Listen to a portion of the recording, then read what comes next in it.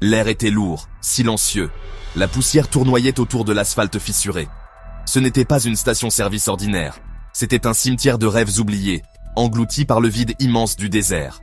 Les pompes se dressaient comme des sentinelles squelettiques, leurs tuyaux coupés et secs. Les vitrines du magasin, autrefois illuminées par la promesse de snacks et de sodas, étaient maintenant barricadées, cachant des secrets qu'il valait mieux ne pas déranger. Même la lumière du soleil semblait hésiter à toucher cet endroit, comme si elle avait peur de ce qu'elle pourrait révéler.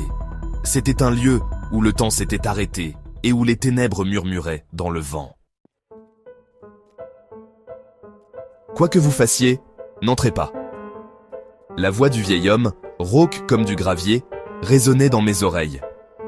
Il m'a tendu un vieux téléphone portable à clapet et répondait à ça, seulement quand ça sonne. La tâche était simple, surveiller la station.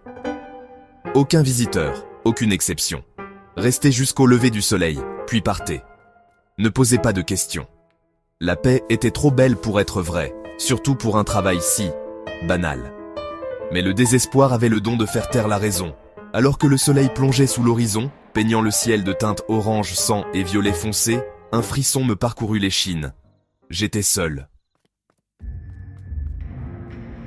Les 2 premières nuits furent sans incident. Le silence, cependant, était assourdissant. Il me serrait, amplifiant chaque craquement et gémissement du vieux bâtiment. La 3e nuit, c'est arrivé. À 3h33 précises, une voix. Un murmure, à peine audible, a glissé des ombres de la station. Mon cœur battait contre mes côtes. J'ai saisi le téléphone, une bouée de sauvetage dans l'obscurité grandissante. Il ne sonnait pas. J'aurais dû l'ignorer. Mais la voix a rappelé, insistante, invitante. Les murmures ont continué chaque nuit, devenant plus audacieux, plus clairs. Ils parlèrent de tragédies oubliées, de vies brisées et de secrets enfouis. Ils étaient faibles au début, puis insistants, exigeants d'être entendus. La peur s'est transformée en une curiosité troublante. Je me sentais attiré par la station, par les murmures qui résonnaient entre ces murs en décomposition. Puis, une nuit, le téléphone a sonné. La voix à l'autre bout du fil n'était pas le ton grave auquel je m'attendais.